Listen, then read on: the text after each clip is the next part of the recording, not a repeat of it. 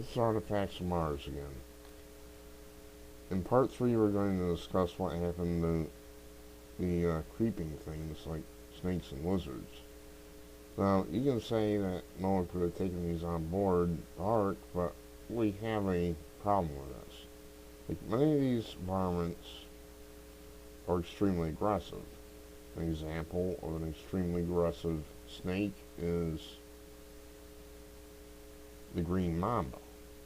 From what I understand, those things come looking for you. They don't bite you. Whereas a rattlesnake doesn't want anything to do with humans. But people do stupid things like picking them up, and then they wonder why they get bit on the arm. The snake's just defending itself. But many of these critters are very aggressive. And copperheads down south are very aggressive, from what I understand. And they'll come looking for you. For no other reason than to bite you. Now, it's true, snakes can be contained.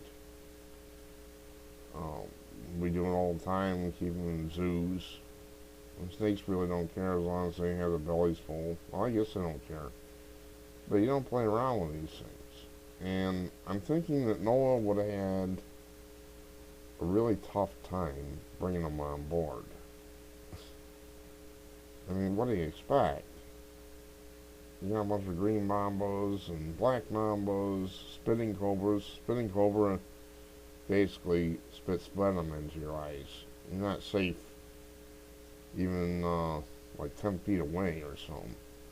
Very nasty character. Then we get into other venomous things. They're poisonous centipedes and things of that nature. I'm not thinking that he will want to take those on board with him either.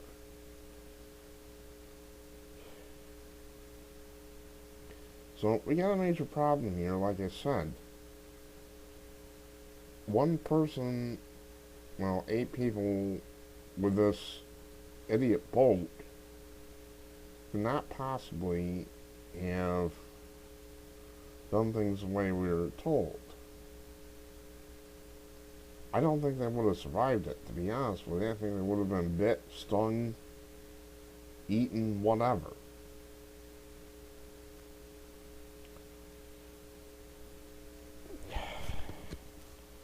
Then we get to the insects. Insects are another deal entirely. Would you want to take nest after nest of termites on board a wooden boat with you for a year? Now think about this. What do the termites do? They eat wood, right? Munch, munch, munch, munch. And gee whiz, your boat would be sunk before you ever make it anywhere near a year. You wouldn't want that. And then you get to things like the Africanized bees, like I said. All these critters are venomous. Can you imagine Noah having a yellow jacket nest on board the Ark? That wouldn't work too well either.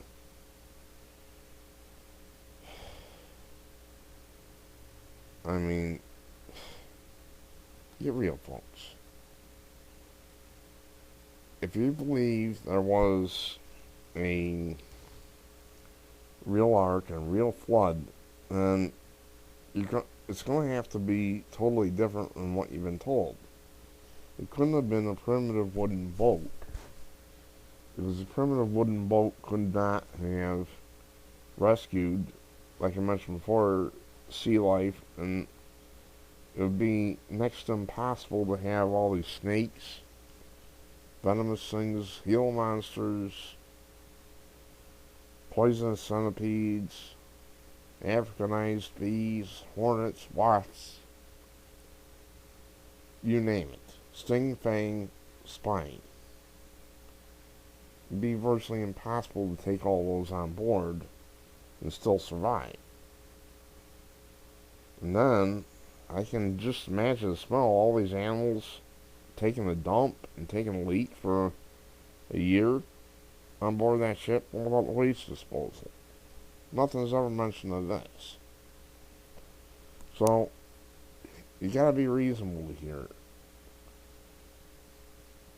No, this was not a single survival ship. If there was a great flood and there were survival ships, there had to have been many of them. They would have had to have been high tech, extremely high tech, far in advance of anything we have. Because 8 people could not have restored the ecosystem of an entire planet. I'm sorry if that burst somebody's bubble. I'm not here to bash religion. I'm simply explaining the truth. I'm Artifacts Mars, and we'll see about part 4.